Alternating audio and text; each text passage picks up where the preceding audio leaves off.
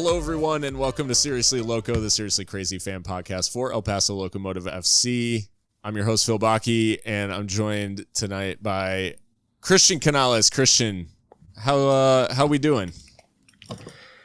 It's okay. It's okay. As a Locomotive fan, could be better right now, but otherwise can't complain. Weather's turning nice up here in El Paso. Don't think we can say the same for you up there, but spring is springing around here. I do love to hear that, especially as someone who will be visiting El Paso in not too long. So not this coming weekend, but next weekend. Yeah. 9 days. Yeah, so we're getting really close. I'm really excited. But yeah, the weather up here sucked. It hailed today a little bit. Nothing crazy, but those little pebble hails, and then yeah, it was just rainy generally today. So we're in that whatever spring April showers, I guess you could call it. But yeah, all things considered, I guess it's going all right. I know a lot of illness is going around, so hopefully you listeners are staying healthy, staying all right, and staying fit to be able to keep up with Locomotive. We'll today, a little bit different episode given that it's been a little bit since the loss to Vegas. So we'll be covering some Open Cup news that we got earlier today. We'll be talking about a little bit about the Lights match, and then we'll mostly be previewing New Mexico, but should be a little bit shorter episode prior to the Derby for your Friday listening. So if you are finding us for the first time, definitely give us a subscribe, follow, whatever on your favorite podcast platform. And you can find us on Twitter and Instagram at Seriously Loco. So check us out, and we'll continue to stick with Locomotive stuff. We will have some we'll have some stuff planned. I'm obviously going to be in attendance at the Roots game the weekend I'm there, but we'll try to have some special stuff for you guys while I'm in town. Excited to dive in. But Christian, before we talk some news, you got a question for me today? Yeah, it was Easter this weekend, and so it's a very simple one because there's not really a panel to answer on this one. But are you a Peeps guy, Phil?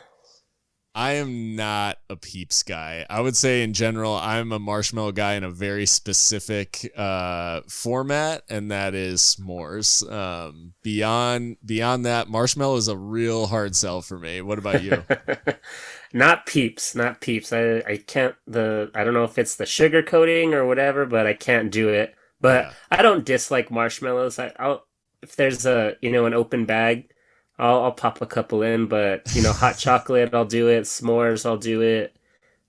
So I don't have an aversion to them. I can see how it can be a texture thing for some people, or just them being too sickly sweet sometimes. Yeah, that's kind of it for me. I think when they're cooked, it does give that little bit of a mix up on the flavor. Just they're got a little something else going on with the caramelization on the outside and everything, but no, I totally get that. I think Peeps are just weird, and that pseudo crunchy exterior, it's just not. Just a testament to man's arrogance.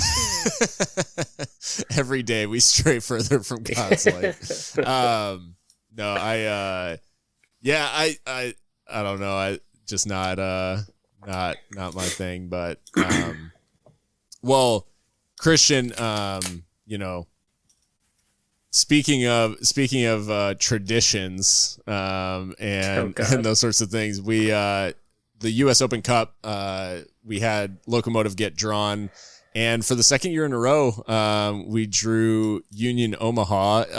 For a little bit, I was thinking, I think you and I were thinking along the same lines of we may end up out in a Western sort of geographical matchup, and instead we get lumped in with the Midwest and yeah, what Omaha. The fuck kind of map are these people looking at?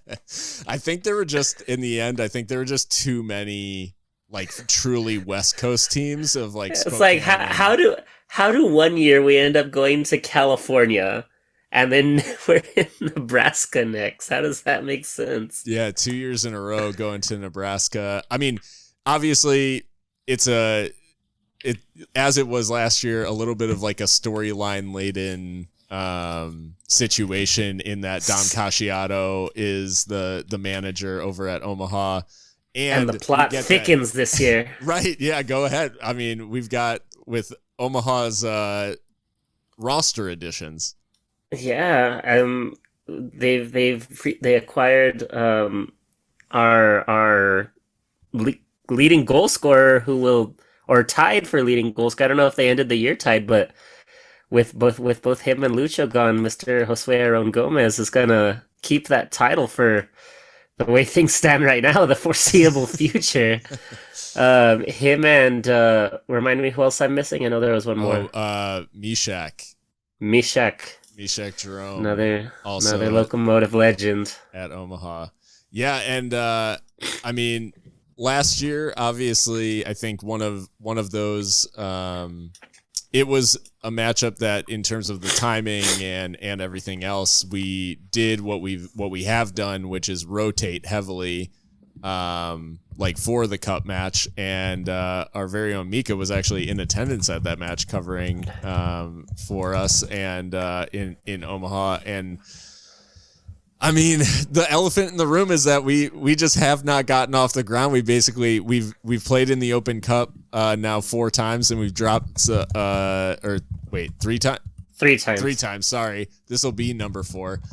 Played in the Open Cup now 3 times, and we've dropped 3 like absolute shockers in terms of performances. We haven't really looked at the races ever in the Open Cup. How are we feeling now that Locomotive gets a 4th go at it? I don't know, but I will say last year was an improvement because Forward Madison, we gave up 3. Fuego, we gave up 5, I think. And last year we only gave up 2. So hey, that's progress. Maybe 1-0 this year for Lucky. But this competition is just not for us right now, I don't think. No, it's been tough. I think in general it's been pretty brutal. For those who haven't been able to follow like Union Omaha in general, obviously USL League 1, they did win their opening game of the season. It was a 2-1 win away at Fuego. And Josue Aron Gomez, I believe, actually did get on the score sheet for them as well to win that game. So already off to a hot start. I for one, I love the idea of like facing Aron. It's just one of those sort of like history building things that I think is cool, because lower league soccer in the US so often, like, the history sort of gets lost in, constantly changing teams and leagues and all this stuff. So I think in general, the more history and those sorts of cool storylines that exist will just richen the competition. I don't know if that's even a word. Enrich the competition. And I think I guess in the game prior to, because Omaha entered the competition in the first round. They played Western Mass Pioneers, I think, which is an amateur team. Absolutely demolished them. They didn't allow a shot on target, had 20 shots of their own. Like, it was a complete demo job, 4-0. And then they faced Des Moines Menace, who Des Moines will be joining the championship at some point. Like, it is the same franchise, I guess, that's been operating in USL League 2, and a Des Moines Menace team that included Sasha Question, for those who and AJ De La Garza. So a lot of former MLS retirement team, as the admin so aptly referred to them. That was savage from Omaha's admin. For those who didn't see, you can look it up, but they added AARP in the. That was crazy. Crazy stuff. No, I think the moral of the story, they did win 3-1 pretty comfortably. The goal for Menace came in the 87th minute. And then Omaha added a third after that. But so it was nervy for, a handful of minutes into stoppage time, I guess, for Omaha just to see it out. But when we talk about this Omaha team, I mean, we know Josue Ron Gomez, we know Mishak Jerome. Rashid Nuhu is a well-known asset in goal. He's been very good for Omaha for a few years now, was key to their run when they actually got into the latter stages of the competition. PC, who people will remember from San Antonio FC, real pain in midfield. And then Marco Milanese and who was it? Pedro Dolabella.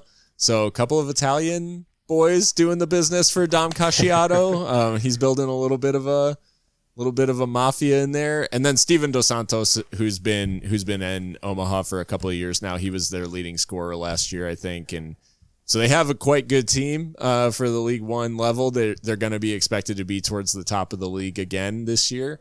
And I think Locomotive can expect a tough challenge. Brian did mention in his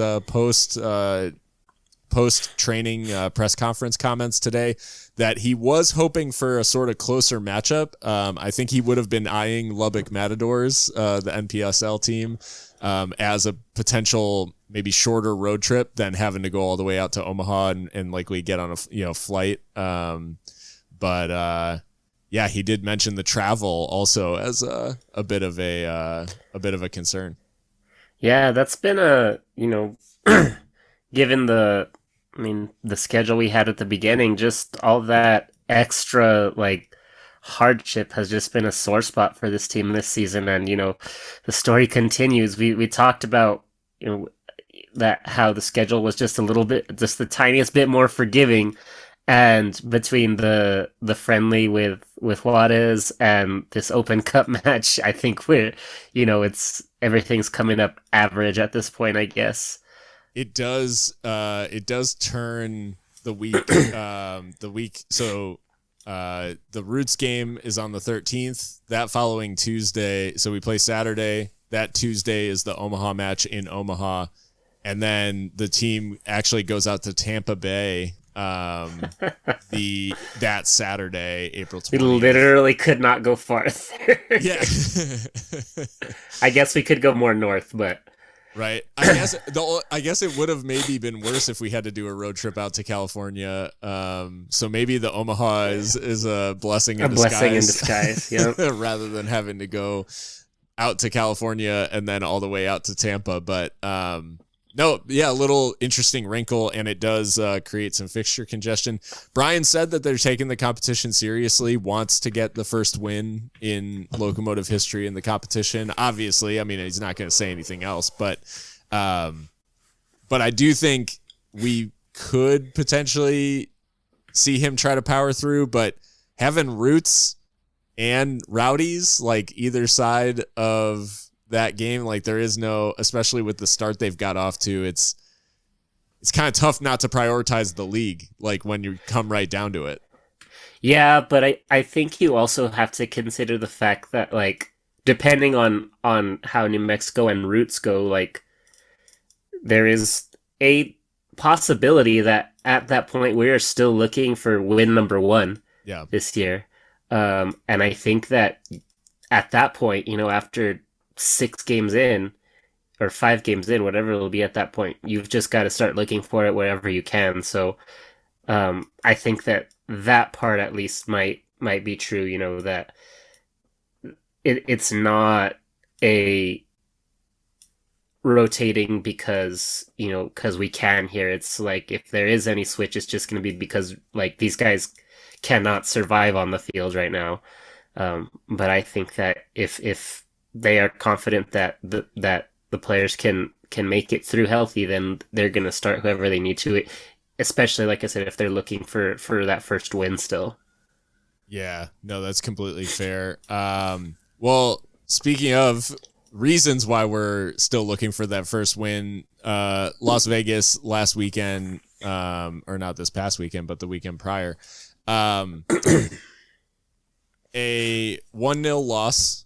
The scoreline probably flatters a little bit, and in the end, it was Javi Garcia in a a stand-in performance for Jamali White, who has been fantastic to start the season, but was on international duty with Jamaica. So in goal, Javi Garcia steps in. Really good performance from Javi overall, I think, and a little, maybe not a little, very unlucky to be credited with the own goal. Yeah, that's harsh, because what is he supposed to do about it at that point? It's literally behind him. Yeah, unlucky in that it comes off his foot. He makes all 3 saves of actual shots on target, because that one does not technically count since it came off the woodwork and then off of him. So the shots that he could have saved, essentially, he makes all 3 saves, and he makes a couple of interventions in one-on-ones when it looked like Vegas might be in to score. So all in all, I mean, you definitely don't want to be in the aftermath of a game just talking about your goalkeeper. But it is important to call out the fact that Javi was impressive against Lights. Yeah, for sure. Especially when you consider that, with a full squad, like he is conceivably number 3 at this point, behind Jamali White and Ramon Pascual, who's still waiting on, paperwork and stuff to be able to play. So that for him to be ready and prepared to step up for that just speaks to that professionalism. And I never having actually been a player, I can't say that there's probably a more mentally frustrating spot to be on a team than a backup keeper.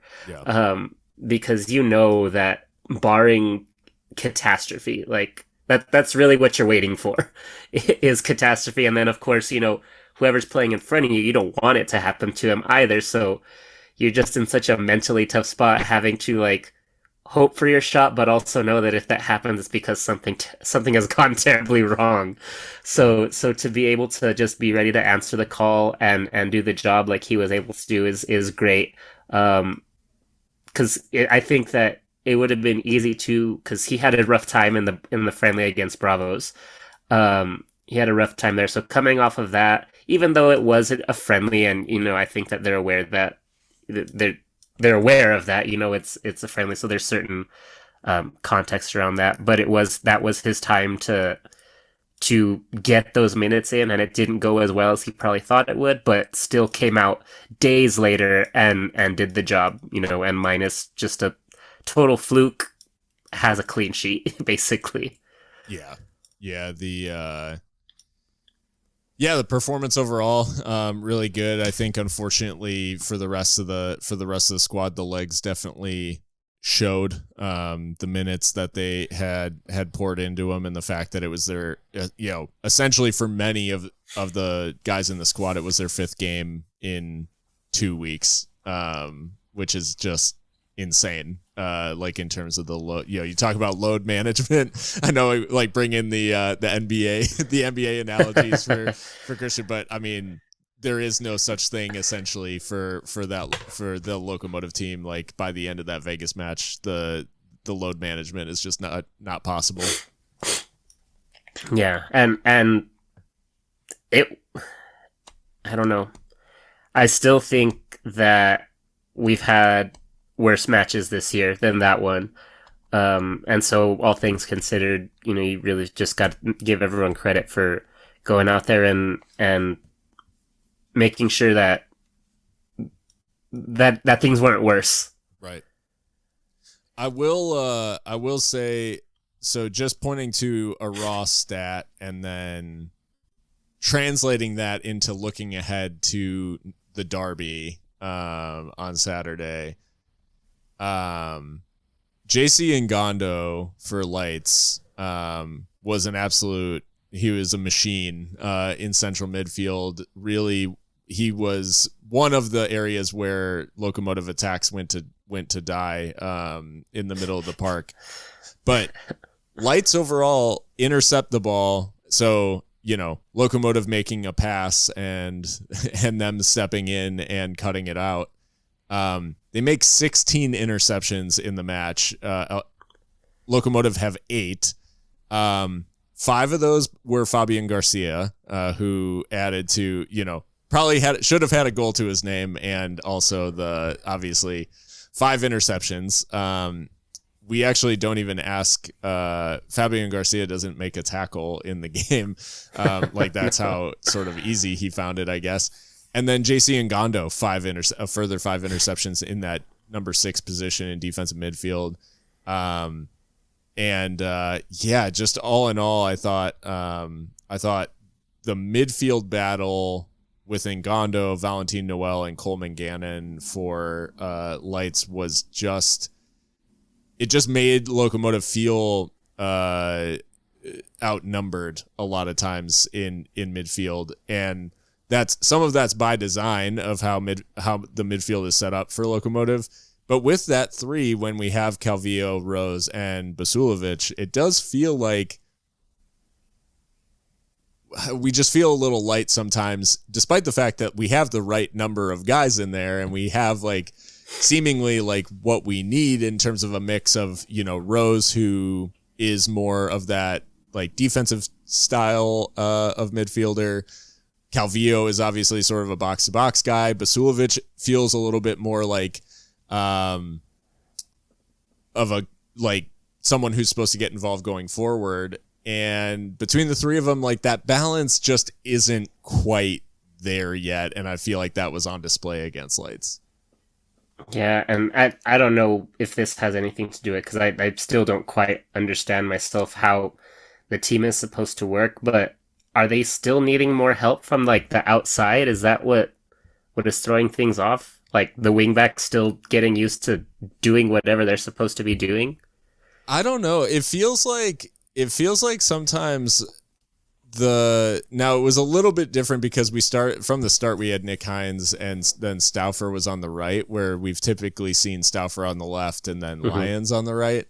And when Stauffer's on the left, he comes in field, which to me feels like we almost sort of have him and either Eric or Aaron, sort of trying to occupy similar spaces. This game, it felt like they stayed wider, but because they were on the flank of their dominant foot. But obviously that changed 35 minutes in when Brian brings off Nick Hines and brings on Miles. But I think for me, there is actually a few moments in this match where the midfield seems to function exactly how it's meant to, and Locomotive do actually create some good attacks through the middle of the field. And I think in general, trusting that and the ability to actually break lines and play the ball on the ground to people's feet, I think there just needs to be a little bit more trust.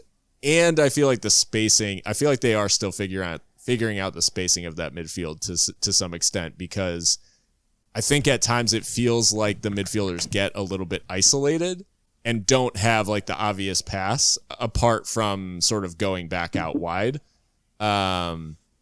Where if they were a little bit closer or a little bit more in sync, it just feels like, and I will say too, I think if they were a little bit fresher, it did feel a couple times like the pass was maybe just a step too far. The timing just wasn't quite there. And some of that can definitely be attributed to just the fatigue of tired legs, not able to reach a ball that you typically would, or not able to or you misjudge like where to play a pass because you're like, oh, he's sprinting, like I know how quick he is or whatever, and then he's the not wheels actually fall off as a little quick. early. Yeah, not as quick as he would be typically. So anyways, long story short, I think the concern that I carry into the Derby as we look ahead to playing New Mexico is, for obviously they get, barring the demolition that happened in Charleston, to New Mexico, they've been a quite solid defensive team. And I think that combination starts to feel a little bit tougher for a Locomotive team who does feel like they're still trying to figure out how that midfield is supposed to function and how it's supposed to link with attack and how the wingbacks are supposed to become part of that attack and how they're supposed to interact. This is not the type of team that you want to play while you're figuring those things out, because they limited Phoenix pretty significantly in their match last weekend.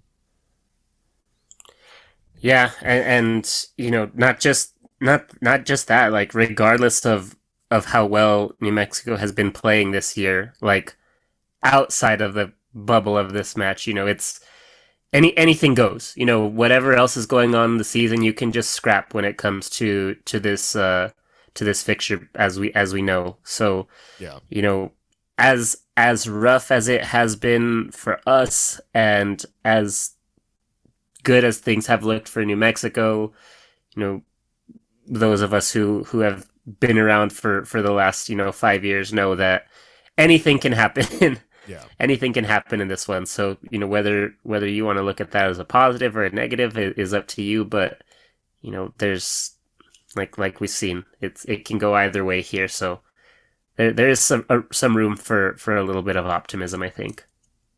Yeah, I do think a big thing and a big swing factor that we almost can't analyze how it will impact just the fresh legs being back and a week off.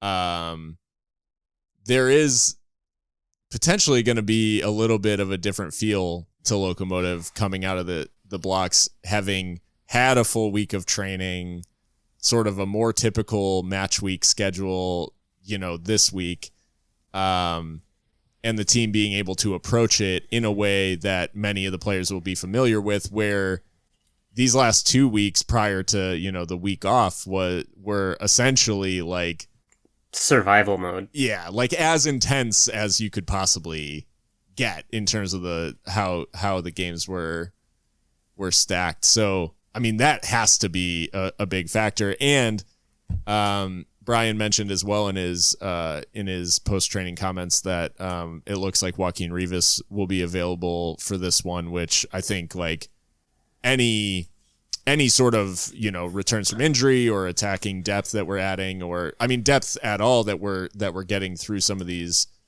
players either gaining fitness or coming back from injury, that's going to be that should be a big boost. Yeah, and I think that this will be the closest thing to a complete Locomotive squad that we've seen this year. I think that in an ideal world, Rivas will be in that starting 11. But this weekend, I doubt that's the case, considering, this is his first match in a decent amount of time. Because as far as we know, I think that whatever he was going through happened either early in the preseason or before preseason even started. So he may have not even had a preseason. So I'm sure that they're going to take their time and ease him into things. Though I would definitely love to see him out there as quick as possible. But, as bleak as Vegas looked, it's just also important to remember that Amando Moreno was absent on international duty, and then obviously Jamali White was out, though like we said, Javi definitely did his thing. So should have, a decent roster out there, decent roster available. And, once those Juarez loan players are able to get on the field, I think that's when things will really start clicking. But unfortunately, with the season the way it is, can't necessarily wait for that. So hopefully, like you said, they're rested. Just got added one more piece to the puzzle with Rivas being available. So trending in the right direction, but needs to get there a little bit quicker, hopefully. Yeah, you mentioned, and in terms of reinforcements, Jeremy Gray, the loanee, I did forget him. Yeah, is going to be available as well. He, ironically enough, the first player I think maybe in Locomotive history to go on international duty from Locomotive before making an appearance. But that's the unique situation of getting called up to the Salvadorian national team along with Amando. But yeah, so Jeremy Gray in midfield, an additional piece. You mentioned Navarez and Palua. Not to mention Pascual as well in goal. So yeah, a lot still to come in terms of this roster rounding out, but it'll be interesting to see just how they cope. Christian, I wanted to ask you, coming out of that Phoenix Rising game for New Mexico, is there a New Mexico player when you look across, or maybe even just like historically guys who have given fits to Locomotive, where whenever the Derby comes around, or in this new look sort of New Mexico, are there any players that jump off the page in terms of like, this is a guy I'm worried about, or a guy that I always worry about? Yeah, but he's wearing our shirt now, so that does feel nice. I mean, I don't think so. I think a lot. It's like you said, it's more of a new look kind of thing. So I think a lot of the names that we are typically concerned about in this matchup have either moved on, Santi Moar, who just recently moved on, so thank God for that. Throw him and Yuma on for the last 2 minutes just to see what happens. It's either kind of the changing of the guard, because I don't think Daniel Bruce doesn't have the place in the team that he had previously, or even Sergio Rivas. I think that he's not necessarily who he once was, though. I mean, he's still young. I mean, he's like 26. I just think that they've just changed so much that there's just new guys there. So I think it's just a little bit different. But we know that their keepers always just seem to absolutely show up against us too. So that can always be frustrating. And we know that Tambakis is talented and can make some big saves. So with the struggle that we've had to put the ball in the net already, I would think that a keeper who has proven that he can do a job against us is most concerning, I think. Yeah, Tambakis, he definitely does seem to hit a different gear against us. That being said, he made 9 saves in their draw against Rhode Island. So yeah, he kind of stood on his head for that one. And the one game and has saved 2 penalties this year. Yeah, he saved 2 penalties. The one game he missed was Charleston. And that's where they got absolutely battered. They got battered. So he's only allowed the one goal. One just against Rhode Island, right? That last second equalizer. So like you said, form sort of goes out the window when it comes to derbies, and anything is possible. I think with this new look team, the concern for me is, I talked about Vegas's midfield. I think Zico Bailey is one of those players in this, he joins New Mexico last year at a time when they weren't really as big of a concern. They were further down the table, and obviously they end up making the playoffs, I think, right? Just squeezing in. Yeah. But they, he was kind of on the front edge of the changeover to this Eric Quill era. But they were really good against Phoenix, Zico Bailey, and Marco Micheletto is a little surprising in like defensive midfield for New Mexico because he wears the number 10 and he played as a winger in MLS Next Pro last year. And was like a goal scorer. And now he's playing in like holding midfield and doing a hell of a job. So it was a bit of a strange one there. But those are the guys where I think that midfield battle will just be so important. And in any game like a derby, establishing some semblance of control over proceedings is going to be really important. I think like we can sort of remember back to, I mean, I guess it was last year where on the road in Albuquerque, we established like total control. We absolutely battered them 1-0, like, where it should have been like 7 or 8. It was just like a complete demolition. And then at home, like by the time we played them at home, obviously our fortunes had changed. We felt like we were basically never in it. So I think like establishing the control over the game will be so important.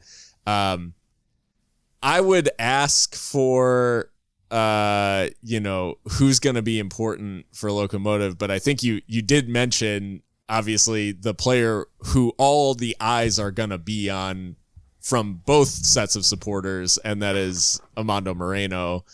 From a Locomotive perspective, I mean, supporters would basically do anything to see him score against his former team. Yeah, I mean, he's been our only goal scorer this year with a grand total of 1. So, yeah, I think it's important that he get involved early and that they figure out a way to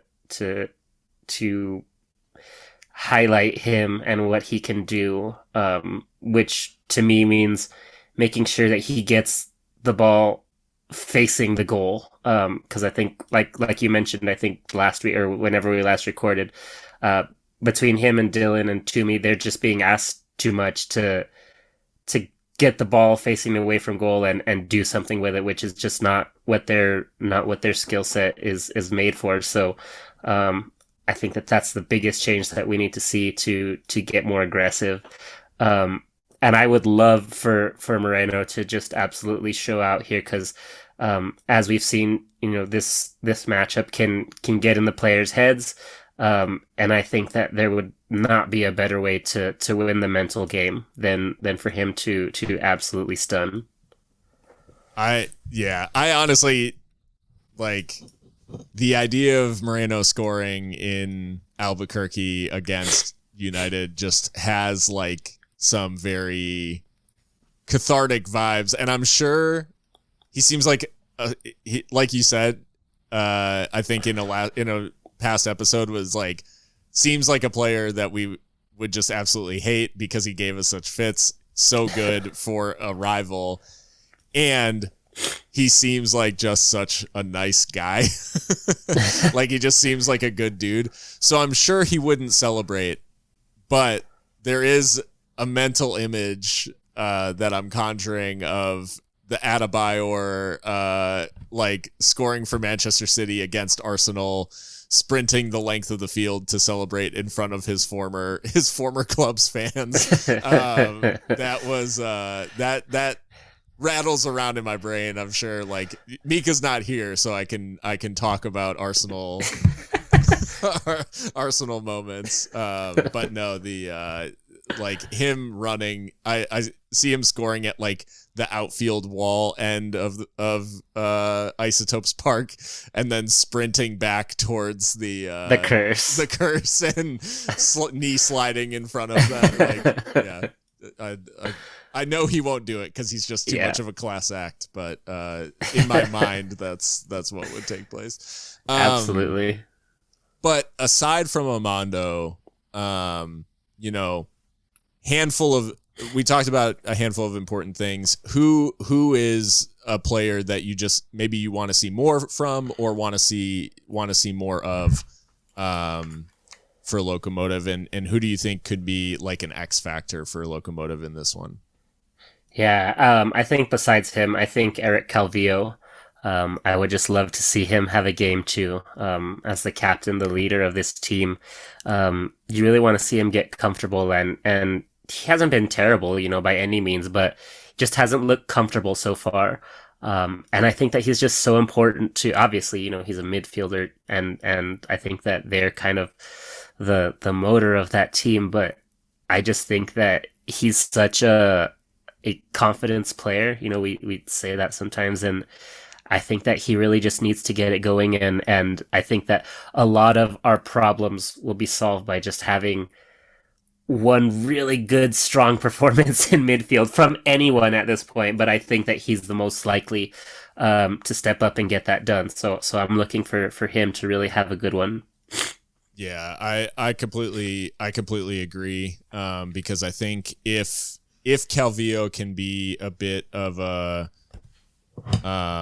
if he can be that link to make that connection between defense and attack just make that much more sense. If he's involved, it means we're getting the ball down, playing through the lines, like passing it on the ground, and we're not just like, if Calvillo's not in the game, it's because we're lumping it up like to Dylan and hoping for the flick on, hoping for like a knockdown that Moreno gets onto and is able to do something with.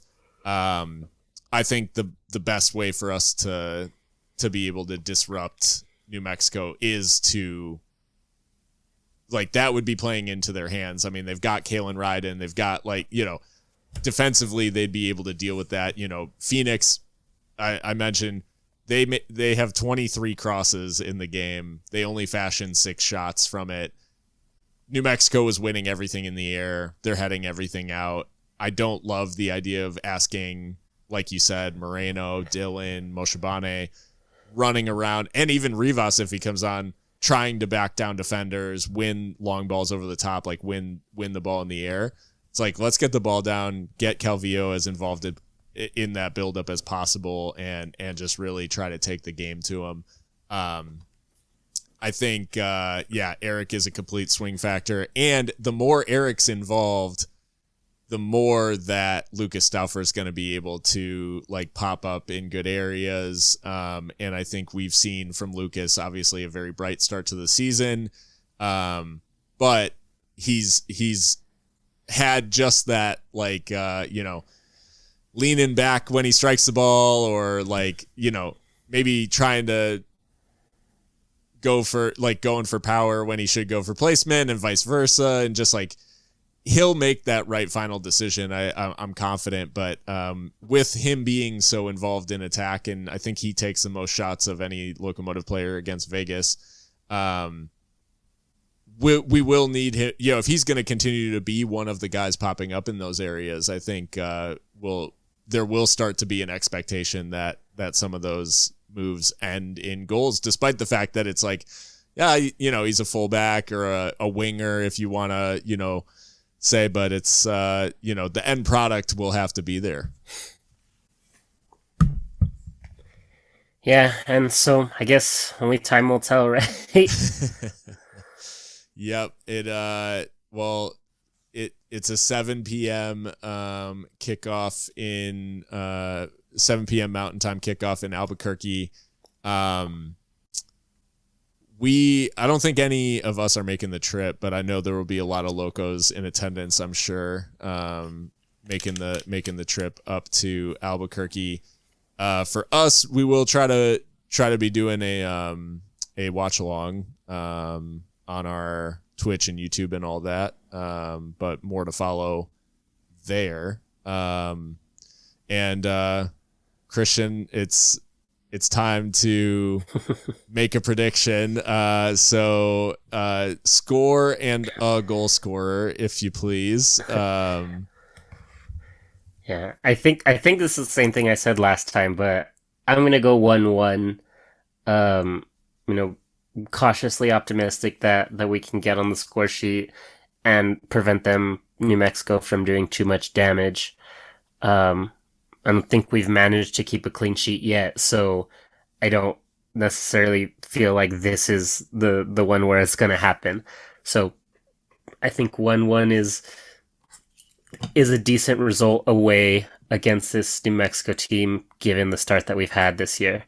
So I'll take a point on the road against the rivals. I am. And Moreno scoring. Oh, Moreno. Yeah, I think that's got to be the shout. I gotta be real, and I gotta be honest with the listeners right now. And if anyone from the club is listening, I'm happy for this to be locker room wall motivation, because I can't lie. On the USL show, I picked New Mexico to win. Going for those points.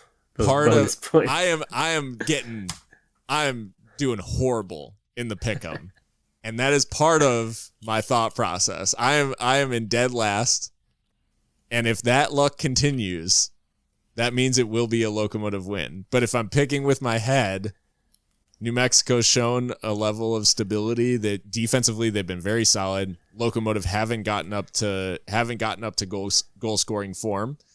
That can obviously change. But I'm gonna go for the boring 1-0 for New Mexico.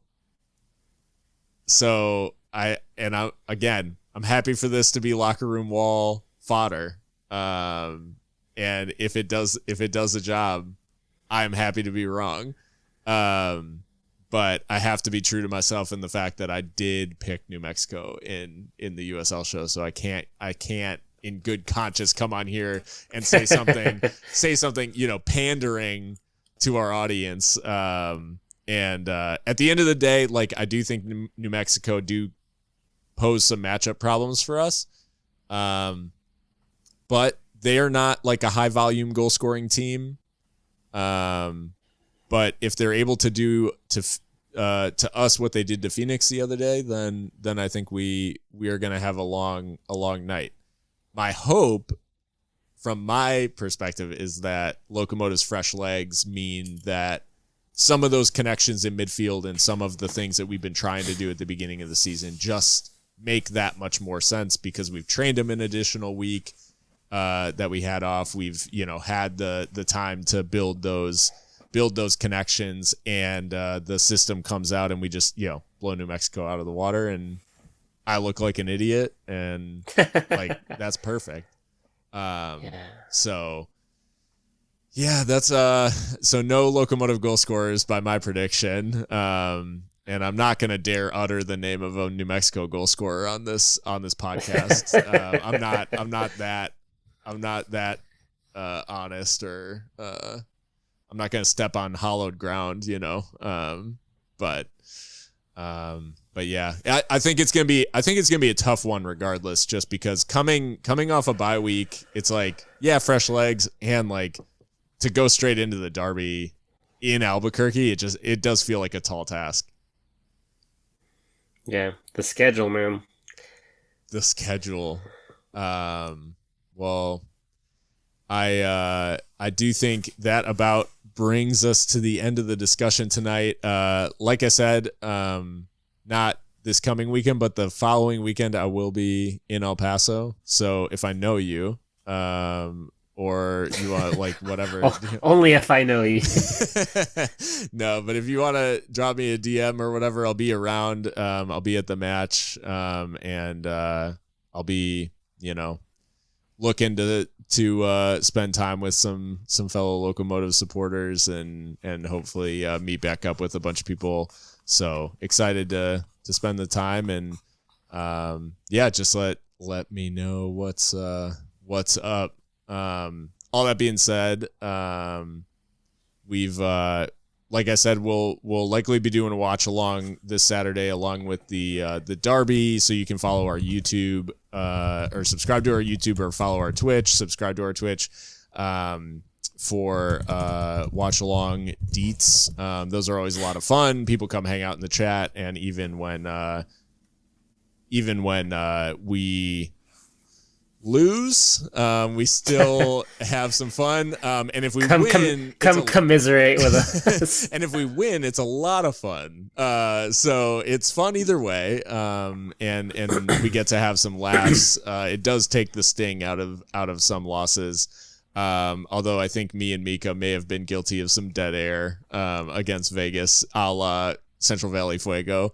But yeah, so come hang out, and then for anyone going to Albuquerque, be safe. I know it's a fun time. It is unfortunate that that we couldn't make the trip this, lot of combining circumstances where Seriously Loco isn't able to rep this year. So yeah, definitely represent Locomotive. We look forward. We'll retweet any away days pictures and things like that. So definitely share those. And like I said, you can catch us on any podcast platform if you're looking for where to find us. We're on even more now than we were before. So if you get your podcast there, we're probably on it. Seriously Loco Soccer Pod. And yeah, until next time, hopefully after a big Derby win, stay loco.